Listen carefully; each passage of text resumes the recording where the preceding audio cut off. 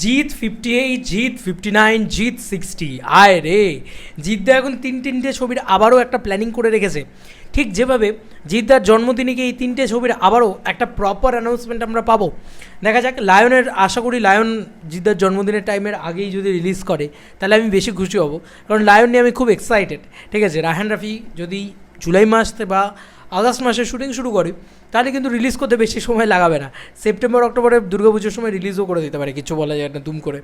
তো যাই হোক, যদি না হয় সেক্ষেত্রে ঈদ, আর ঈদে গেলে তাহলে জিদ্দার জন্মদিনে কিন্তু একটা আপডেট পাওয়ার আশা থাকছে এবছর। এবং আগে মনে আছে যখন চেঙ্গিজ, মানুষ, বুমেরাং এই তিনটে ছবির প্রপার অ্যানাউন্সমেন্ট হয়েছিল, তারপরে জিদ্দা আবার একটা লম্বা গ্যাপ নেয়। তো এখন জিদ্দা কিন্তু আবারও এই তিনটে ছবির কিন্তু প্রপার অ্যানাউন্সমেন্ট করতে চলেছে, এটা আমার মনে হচ্ছে। শুধু তাই নয়, এই আপডেটটা অলরেডি দিয়েছে শিল্পেন্দু দা, মানে এন্টারটেইনিং প্রিন্স, সে কিন্তু অলরেডি আপডেটটা মানে একদম প্রোভাইড করেছে আমাদেরকে। এবং জিত 60 নিয়ে এক্সক্লুসিভ কিছু আপডেটও দিয়েছে। প্রথম যে আপডেটটা যেটা বলছে সেটা হচ্ছে যে তিনটে ছবি একসাথে অ্যানাউন্সমেন্ট হতে পারে। একটা ছবি হচ্ছে লায়ন, একটা ছবি হচ্ছে কেউ বলে ডাকাত, কেউ বলে বিপ্লবী, যেটার অ্যানাউন্সমেন্ট মানে একদম প্রপার টিজার ফিজারও দিয়ে দিতে পারে, এমনটাও হতে পারে, বা কিছু একটা আসতে পারে। এটা একদম লক প্রজেক্ট, ঠিক আছে, এটা হবেই, কেউ বলে ডাকাত, কেউ বলে বিপ্লবী। আর আরেকটা ছবি যেটা হতে চলেছে সেটা হচ্ছে মাইথোলজিক্যাল থ্রিলার অ্যাকশন, এরকম ধরনের জিনিসপত্র থাকতে চলেছে, যে ছবিটার ভিতরে কিন্তু পাভেলদার ডিরেকশন দিতে চলেছে। এখানে একমাত্র একটা ছবিই আছে যেটা মাস অ্যাকশন ছবি, যেটা একমাত্র লায়ন। বাকি জিদ্দার আপকামিং যা ছবি আছে সেটা মাইথোলজিক্যাল অ্যাকশন, সেটা একদম নতুন রকম একটা জিনিস আর কি। এবং এটা কিন্তু সেকাল এবং একাল দুই কালই দেখাবে, মানে মাইথোলজিক্যাল বিষয়পত্র থাকবে এবং একটা ওল্ড টাইম লাইন থাকবে এবং একটা ফিউচার টাইম লাইন থাকবে, এরকমটাও শোনা যাচ্ছে। সাংঘাতিক ব্যাপার, বাংলা ছবিতে এইসব হলে তো সাংঘাতিক ব্যাপার, এরকম শোনা যাচ্ছে, এরকমটা বলছে, আপডেট বলছে এরকমটা। দেখা যাক সেটা কতটা কী হয়। এবং তাহলে সেই সিনেমাটা হবে জিত 60। তাহলে কোন সিনেমাটা কবে আসবে? জিদ্দা বছরে দুটো করে ছবি করেনি না, খুব কম, ওই মানুষ একমাত্র রিলিজ করেছিলেন, এর বাইরে ওই বছরে একটা করেই ছবি করেন। তো দেখতে গেলে আমাদের বছরে তিনটে ছবি পাবো আশা রাখা যায়। মানে প্রথম বছর আমরা আশাই রাখতে পারি 2025 সালে জিদ্দার কোনো ছবি আসবে না, যদি না সাডেন লায়ন চলে আসে। ঠিক আছে, যদি না আসে, আই হোপ সো যে আসবে না হয়তো।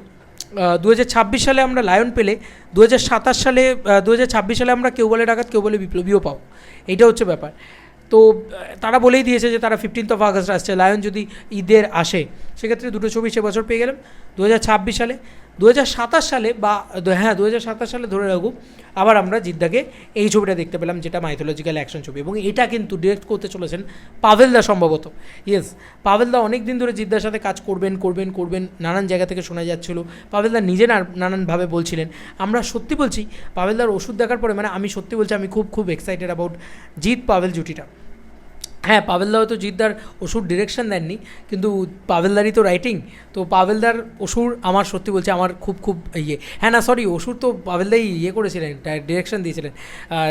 পাভেলদার রাইটিংয়ে হচ্ছে বাচ্চা শ্বশুর, হ্যাঁ আমার মনে পড়েছে, বিশ্বরূপ বিশ্বাস ডিরেকশন দিয়েছিলেন বাচ্চা শ্বশুরে। দুটো ছবি আমার খুব পছন্দের, তবে অসুর আমার একটু স্পেশাল পছন্দের।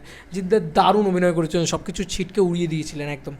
তো আমার মনে হয় যে পাভেলদার ডিরেকশনে জিদ্দা আসুক, আবার জাস্ট মাল্টিপ্লেক্সটাকে খেয়ে রেখে দেবে, এবং এরকম একটা হাই কনসেপ্টের ছবি হলে আরও মারাত্মক হবে।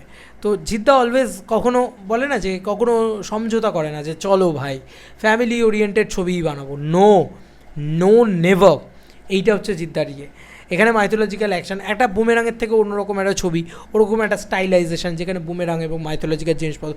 বিশেষ করে জিদ্দাকে আমরা মাইথোলজিক্যাল ছবিতেই খুব একটা দেখিনি, জিদ্দাকে দেখিনি যে একদম ওই সেই রাজার বেশ, কস্টিউম ইত্যাদি, এগুলো জিদ্দাকে আমরা খুব একটা দেখিনি। জিদ্দাকে কিন্তু হেভি মানাবে, জানো তো এইসব করলে।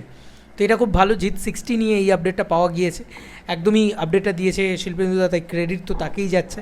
এবং এই ভিডিওটা বানালাম, তোমাদের কার কি মতামত এটা ভিডিওটাকে নিয়ে জানিও কমেন্ট সেকশনে। চলো বন্ধুরা, নতুন কোনো ভিডিওতে দেখা হবে, বাই।